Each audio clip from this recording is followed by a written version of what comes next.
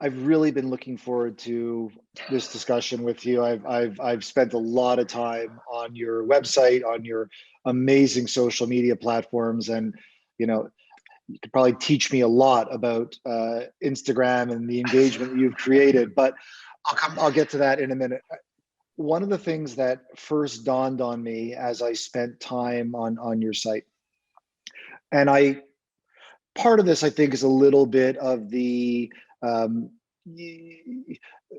California, South Bay sort of vibe. It's a little bit more relaxed. And I say this to you with a little bit of, just so you know, one of my oldest and best friends in the world um, spent the last 15 years in Hermosa and Manhattan Beach, and I've been down and spent a lot of time there. He just recently moved to PV, but I absolutely adore the Hermosa Manhattan Beach sort of area. It's if I was moving to Greater LA, that would definitely be my spot of choice. What I wanted to ask you about is, I think that there is, for a design firm that works on very, very complicated, expensive, under microscope projects from both client, design community, city, municipality, media, and others, there is a perceived need for seriousness, and we don't screw around. And it takes a certain level of genius or creativity to weave in a light and playful and fun nature in the way you have on your website, without looking like a bunch of surf bums who I'm actually would never hire to design my house. And I want to compliment you on having fused those two elements together in a way that feels very natural and seamless. And I guess what I'd first like to ask, because I think we share that approach. Hmm. Was that done? Did it just morph? Was it intentional? How did you develop that the voice, if you will, for what you do? Wow. Well, thanks for that compliment. I mean, the honest answer is I think I've always had um, a distaste for any form of what I'll call a false dichotomy. So the idea that, let's say, creativity and discipline are on opposite ends of the spectrum, or in the case that I think you're mentioning, that um, that rigorous work and exclusivity are actually on the same spectrum. I actually don't think they are, right? So it would be my goal to, if I believe in what I'm doing, I want to impact as many lives, neighborhoods, communities, households as I can. And so in a sense, that's old-fashioned accessibility. But at the same time, I certainly hope that doesn't come with any form of dilution of ambition or design quality. I remember graduating from architecture school and being like very put off by the apparent kind of divorce between like, oh, okay, I've got my friends who are going to do like critical, rigorous, world-class, thoughtful architecture, and then the folks who like want a life. And I'm like, what a bummer. Like, we're whole people. Don't you want it all? And so Yeah. not that we've come anywhere close to achieving it, but our ambition for launching a studio was certainly to focus as much on the studio as we do on the projects. I think obviously those feed one another in a healthy way. And I do think, I mean, I've worked for a lot of the black turtleneck kind of architecture offices. I have a ton of respect for the fact that architecture firms come in all shapes and sizes, and that there are many great firms that kind of operate as like the lonely genius and are very inaccessible. That's just not my personal vibe. I feel deeply inspired by the lives of my clients, and I want to get to know them. Dare I say, I want to befriend them. And I might even be delusional enough to think that I can do that while still creating world-class architecture. So that's at least what we're aiming at. Well, it certainly expresses that, and I'll take it one step further, and I'll speak to some of the content that you put out on your social media platforms. It is not uncommon. It's actually, in most cases, when you look at the portfolio website or Instagram feeds of architecture, design, creative firms, in most cases, you are seeing finished projects, beautifully styled, the lighting is right, the throw blanket is on the sofa, the dog's on the carpet near the fire. The fruit bowl. And rightfully so. I mean, if you're trying to sell the vision for what something can be, if you work with my firm, that's obviously a very important part. But I want to make mention and make note that if I go through your feed and what you promote and what you put out, you take a very, very different approach. You show schematics and 3Ds and 2Ds and work in progress of a foundation being poured. Like, I took specific note of saying that takes a level of A, confidence, and B, I think a level of transparency of wanting to show that it's not just the pretty picture, there is a journey here. And it's not just I snap my fingers and I'm in my new perfectly done home with a bow on it. There's going to be a journey. Mm-hmm. Again, Yeah. I think it's amazing. I love it. And I do the same, like when we do our show, I love showing, things that are still in, countertops not on yet, trade show with boxes and crap all over the place. I think it makes it real. But that's quite rare these days. Again, thank you for the compliment. I think part of it is out of necessity and part of it is out of intention. And I'll do my best to kind of shed light on both of those. Please. Part of it is we're a young studio. We're what you would consider a challenger brand. I don't know if you would put yourself in that category or not, but we are attempting to enter a market. We're only 6 years old as a studio. And so I am competing against architecture firms that have decades of work and deep portfolios. And I need to be real with your audience. I don't have that. Right. So part of it is I have to show something. Projects take a long time to design and build and photograph. But the other part of it is certainly out of intention. I feel like good brands, or at least the brands that I like, are like the humans that I like. They're authentic, they're real. There's going to be variety. There's going to be humor. There's going to be a degree of what's unexpected. There's going to be an appropriate degree of intimacy. And so that's just what we try to create. And I think there are weeks where we do a good job at that. There are weeks where we don't hit the goals that we have for sharing content. But I do think, again, when I think about like the people in my life who inspire me, it's the right balance of I respect them, I can relate to them, like there's this didactic quality to it. And it's all of those items that we've literally documented that says this is what we want our voice to be. I want to speak to that. It's very interesting. Have you ever seen, there was a movie that came out many years ago called Boiler Room. Does that ring a bell? I Ben wish it did. Affleck I'll was add in it to my it. list. Bunch of young stockbrokers in this like high intensity selling stock by phone.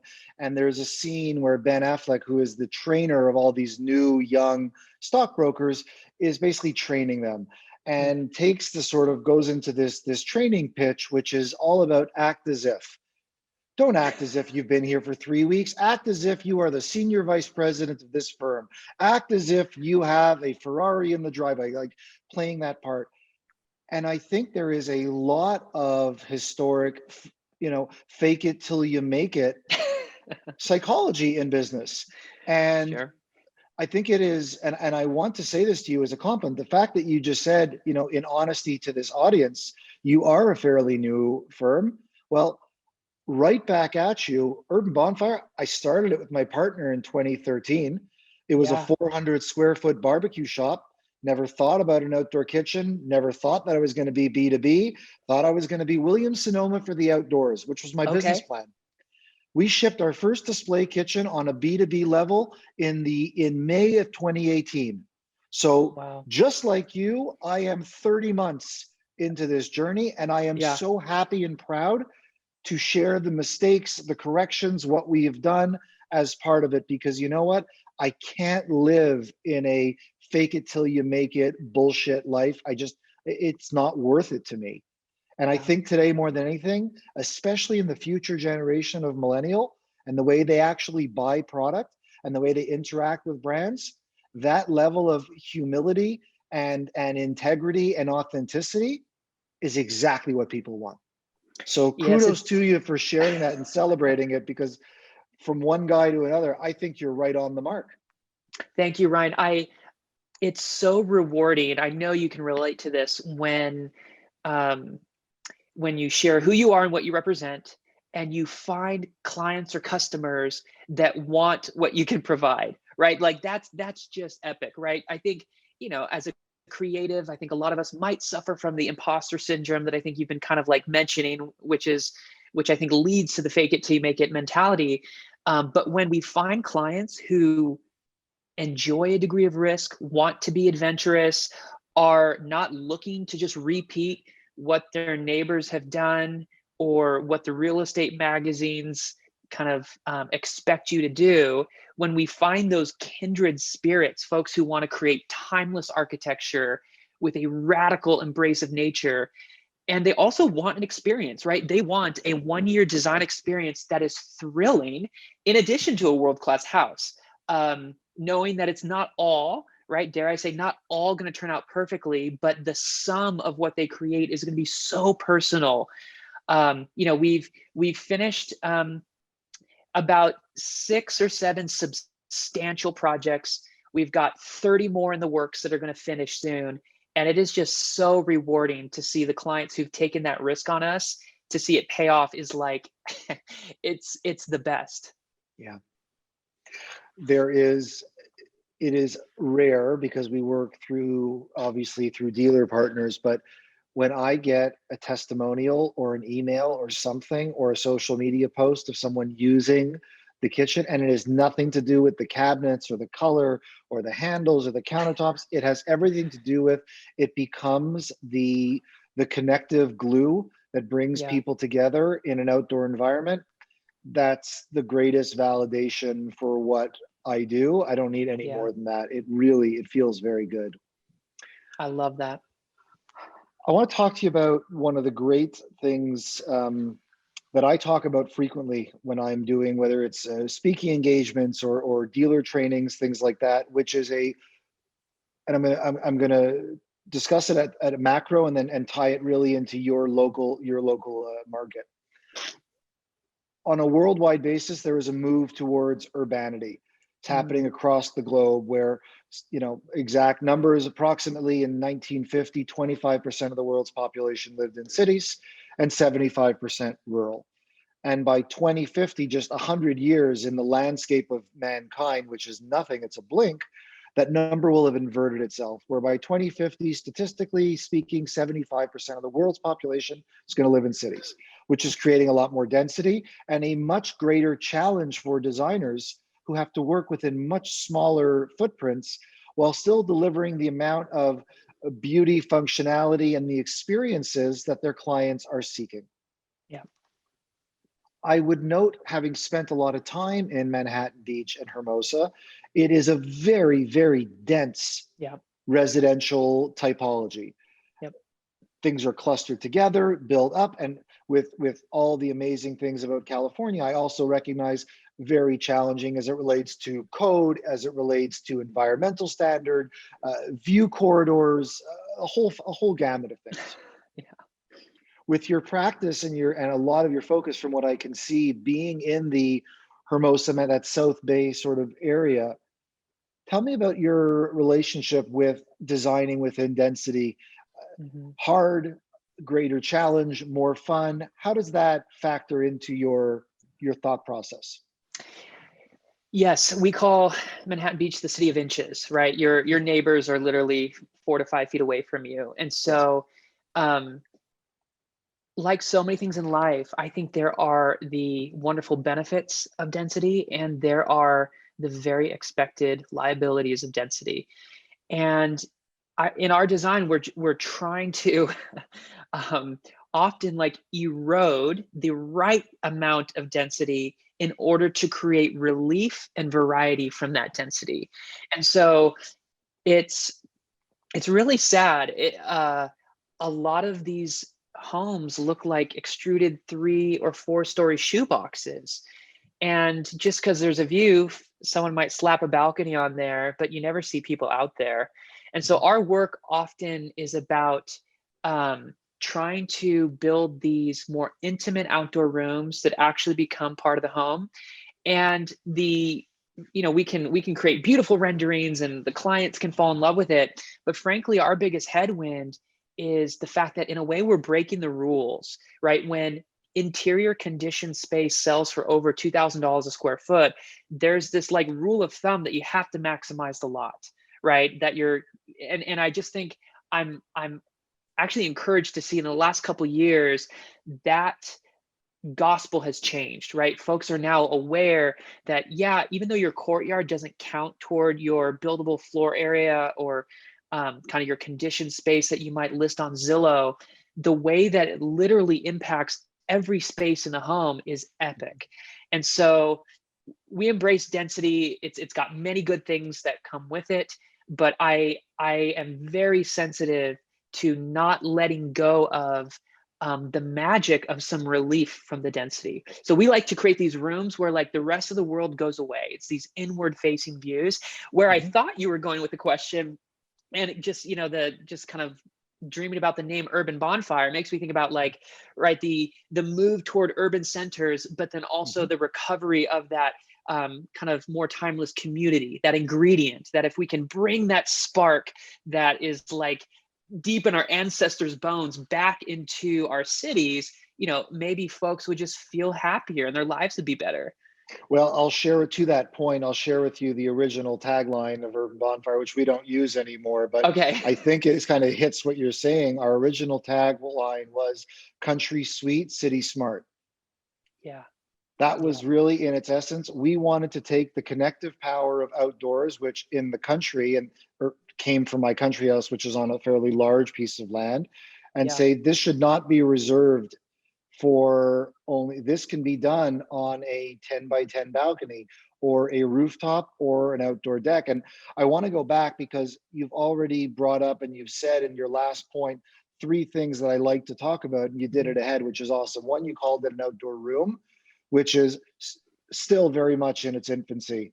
It's a deck, it's a balcony, it's a space. You couldn't, you call it like I do, it is a room.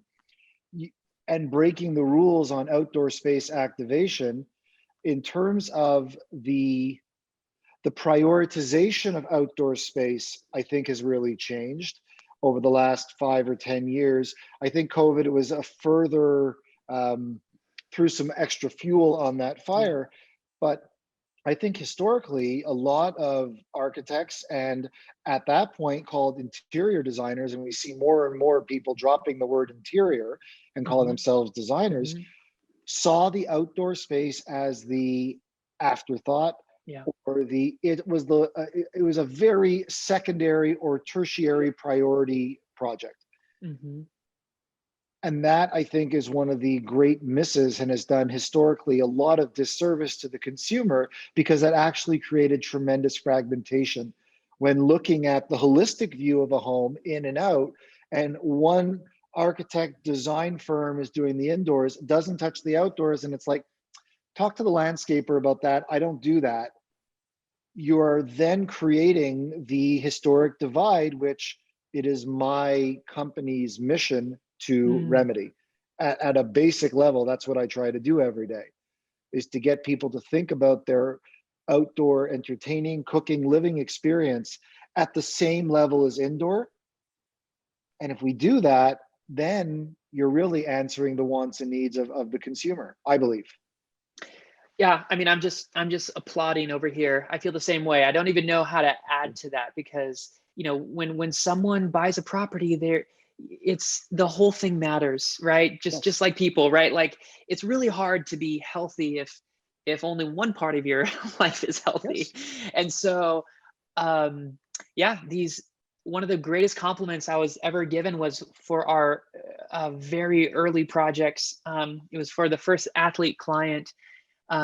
We walked through the completed home.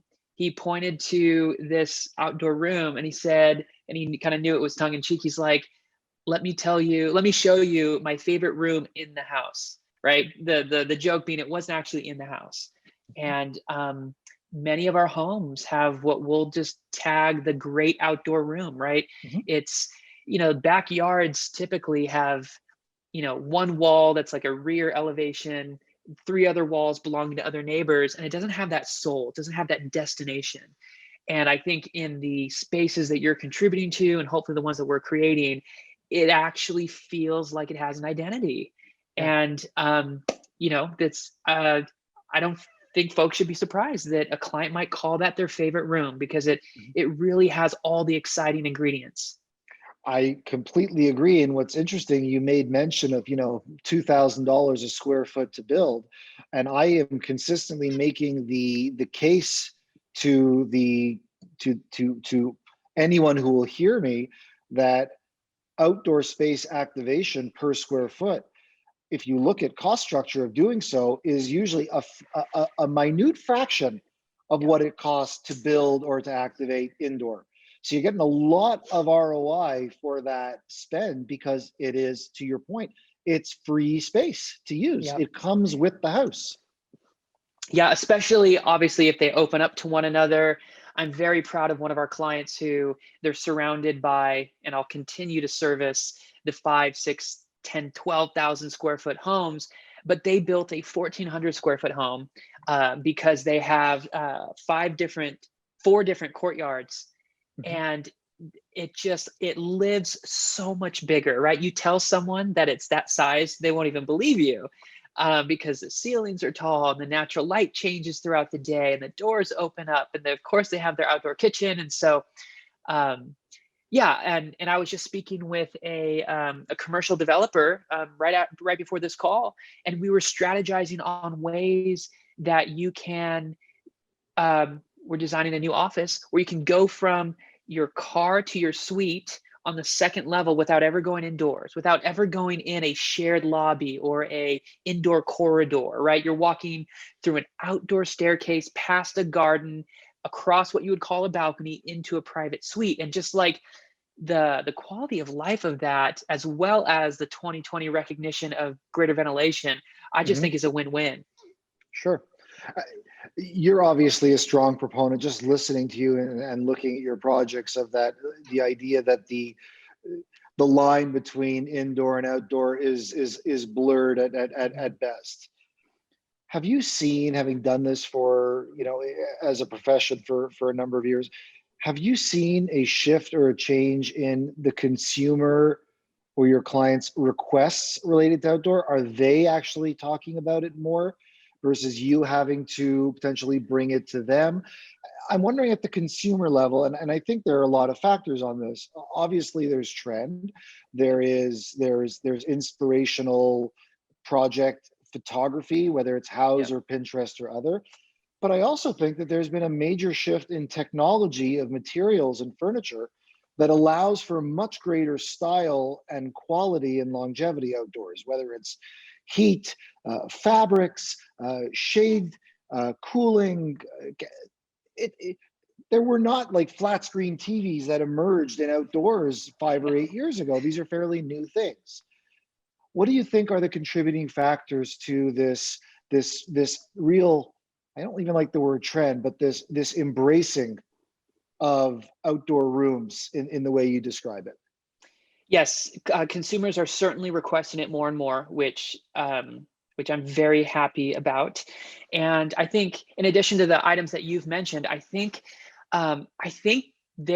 we've finally overcome the fact that someone might have an old, dreary, drippy backyard, and they can understand that it's underutilized because of its design, not because outdoor space doesn't have value. And so a lot of our outdoor rooms are far more interior feeling than just a deck, a patio, or a balcony, right? They often have roofs.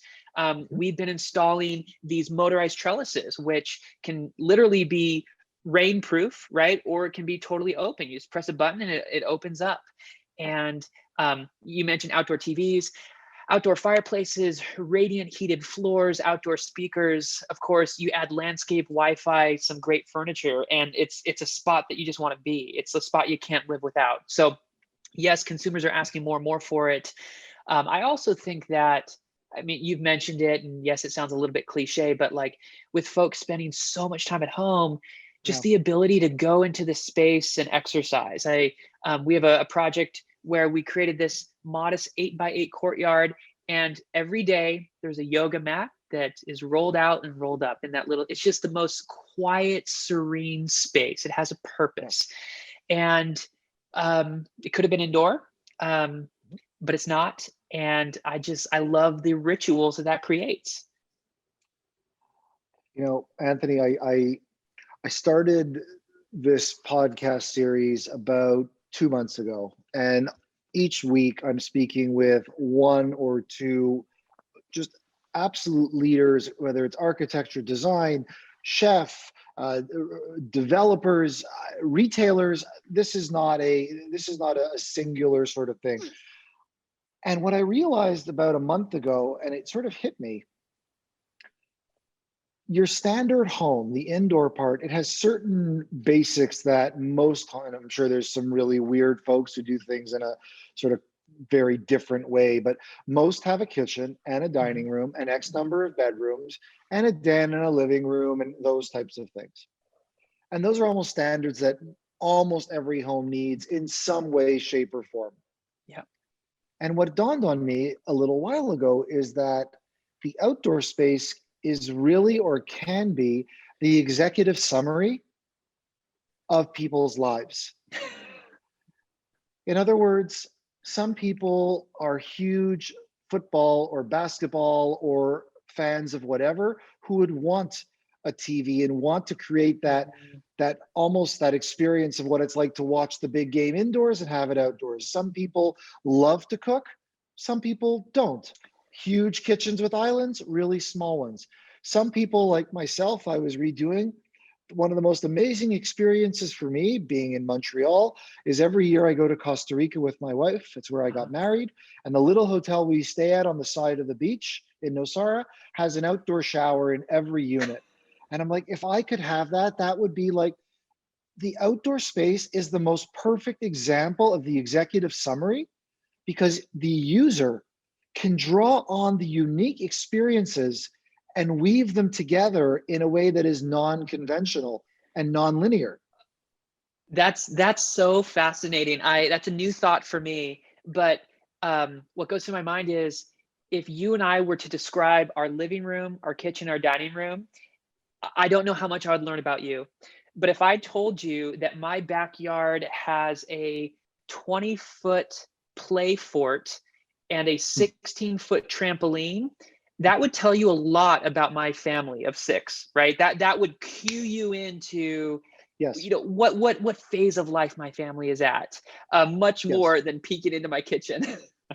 And I would share with you, I completely agree. I could tell you nothing, you would know nothing about me if I described my kitchen, living room, dining room. But if I said to you, if you walk outside my kitchen patio, I have a grill that I saved up for years to get, because if I am not working or with my kids, I'm cooking, and it's my greatest passion. And I would show you that I have ceramics, sort of concrete tiles that are covered in chalk art. That would probably tell you that I have a 4-year-old daughter who loves to sketch on the floor. And so I completely agree. And I think that's beautifully said, because you're absolutely right.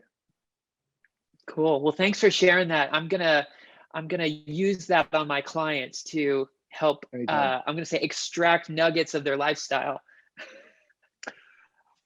I want to talk about this because you just mentioned it's a great segue into lifestyle. Again, in my research and learning about you and your firm before today, I noted it is quite rare that an architecture firm or design firm would actually use the term healthy as it relates to space. Beautiful, functional, exciting, award-winning, name the adjectives, no problem. Very rare that you hear someone say healthy spaces. And I think so appropriate for where we are in the world outside of COVID, and how the whole idea of, healthy, balanced lifestyle, or is a bit of a term. Tell me what healthy space means to you and what it should mean to your clients. Yeah. I mean, for me personally, the easiest spot to note it is in its relationship to nature. I enjoy learning about the way that certain scientific studies have just shed light on the way that having indoor plants and having exposure to nature has just such a positive effect on the human being. And so I don't know if this is the most inspiring answer, but like light, ventilation, connection to nature, and the appropriate amount of what I'm going to call quietness. Not everyone loves minimalism like I might be disposed to it, but when there's a certain beauty in restraint, I think all of that removes what I'll call visual noise. And so to me, that contributes to a space where you can have just a higher sense of peace and relaxation. And so, yeah, a lot of our projects radically bring in very mature landscape into the house. And there's a lot of coordination that goes into acclimating the home and the trees for that. But overall, I think it makes a big impact. And I'm very proud of a lot of our clients for adopting passive cooling systems and geothermal cooling systems, where they just have the peace knowing that not only is there not a condenser rattling, so that noise pollution kind of is removed, but also they have like the most efficient form of bringing fresh air into their house. So I think it's called the biophilia hypothesis. It's the study of the way that our connections as humans to nature has a very positive impact all around. And kind of, I would say it's that drives me to, I think, try to responsibly use the word healthy spaces. Then on the same subject or at the same level of context, how, after you do so many projects and each one is different and each one requires thought and creativity and refinement, and I was talking to someone yesterday who, sort of said, I'm as much of a family psychologist as I am a designer. Yeah. And part of my role is to be the conduit and also in some ways be the dictionary or the thesaurus to the average person who may not have the vocabulary to actually express what they're seeing in their minds. They have to extract. And I can acknowledge that when you do this for quite some time, the need to find your own inspiration is critically important to the idea of progress. Not only, so we as creatives are not turning out, factory sort of stuff, that each one is unique and different. Where do you as a creative and also as a business leader, where do you seek out or where do you find inspiration, whether looking for it proactively or getting it in a almost subconscious way? What creates your inspiration? I think you've hit on one of the timeless challenges that both artists and those in the service industry face. It's how do you scale art, right? Like how do you do projects at a certain volume without diluting the richness or the soul or the purpose, the uniqueness of those projects? And so, I don't have a magic solution to that other than pour my heart and soul into my team first, right? We're a group of 14 architects and designers. And just to put it out there, I am not the primary designer. We have a world-class studio director and some of the greatest design leads you've ever met. It's my job to unblock them. It's my job to just understand where they're facing friction and remove it. I'm going to get to your question about inspiration in just a moment, but I feel like for me, I've had to recognize that like I really enjoy the challenge when husband and wife have two very different opinions on inspiration. I really love trying to find that narrow lane at the Venn diagram. Where do they overlap, right? I would love to create something that my team, he and her, just fall in love with. So that's deep in me. In terms of inspiration, I and this is what I miss about 2020 is I love the desk crits with my team. I love just trying to just pour a little bit of gasoline on their sparks of inspiration, what's inspiring them, what I see on their, on these early drafts of their projects. And I think the other thing is I love I just love to read, and I love to be inspired by non-visual design. That's what my thesis project in architecture school was. It was on how you can describe a building without drawings. And so, again, might sound cliche, but just like trying to hunt for stories and descriptions, lyrics and words that are inspiring, that usually is what prompts me to try to think fresh about an idea. Mhm. You bring up so many points, and it's amazing without knowing you, except for this time together. We have so many similarities where you, again, as the head of a firm, will say that you are not necessarily the lead designer. Um, you know, Urban Bonfire has, and I say this with humility, designed, and we have won awards for, award-winning kitchens. Ryan Bloom cannot draw a stick figure, and not even close. So I feel that I'm very much, I do a lot of, I think, what you do, which is become the aligner of vision Mm, between client, the business angle of what is necessary for the business to succeed, staff.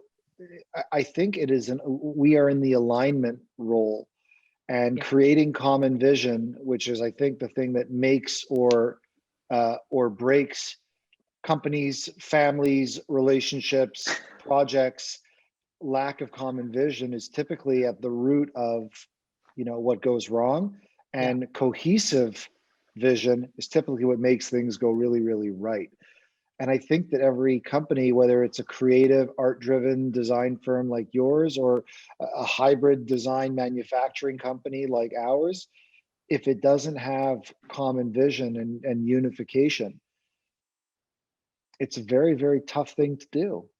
And it's a lot more fun when there's alignment, because I feel it feels like all the instruments are in key and are in tune, and they're playing at the same sort of beat, if you will.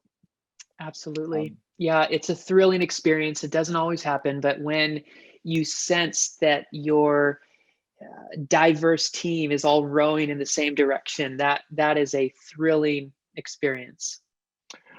yes, and much easier to overcome, huge waves when you're all rowing Hmm. together versus when you're not. You could easily capsize. So I completely agree. Yeah. Um, Last thing I want to ask you about, because I want to be mindful of your time. Um, if if you have a crystal ball in front of you and you are trying to predict your customers' kids, who may be now, let's say, in their late teens or early 20s, and what they will want 10 or 12 or 15 years from now, are there any things that you're seeing as the future is this, or not even at a huge level, even on a small level? Are there things that you see as much needed and coming in your world? I would say I'm going to call it radically flexible spaces, spaces without names. I think that Hmm. we have graduated way past the idea that, this 12 by 12 space is a dining room and that 12 by 12 space um, is a bedroom. It makes me think about um, just how many creatives I know, young ones, are getting cabins, right? Yeah. There's this roof over their heads. It gives them a connection to nature. There's a connection to nostalgia that I think we've lost in design, especially in like slick technological design. Um, and so I do think that invisible technology can help add flexibility to spaces. And so I don't think it needs to just be Murphy beds. I Hmm. think it can be about the way that, families, it used to be a faux pas to like eat on a living room coffee table. It's just how people live these days. And so when you recognize that, you might not have a dining room. And I know that sounds tragic to grandma, and what do you do on Thanksgiving? But you can reinvent the way that you lay out a home. And so I just think I I don't know, it's hard to answer crystal ball type questions, but they're fun. And I just think that like folks, you know, every generation I think tries to reach a little bit farther and might be an appropriate degree less connected to traditions and more connected to others. So I don't know if that made sense, but in a word, I'd say flexible spaces is my prediction. It does completely, and so glad you said it. I had a conversation with my wife, Sarah, a couple of months ago. We were sort of sitting and dreaming about if we were going to do something, what we would do. And, you know, our dining room gets used 2, maybe 3 times a year. I said, why are we like holding on to this? Couldn't this be merged into more living room, kitchen together? And for the, you know, for the 2 or 3 occasions a year, we can rent a table or figure it out. Like, why are we literally giving a third of our ground floor space to something that is almost inanimate?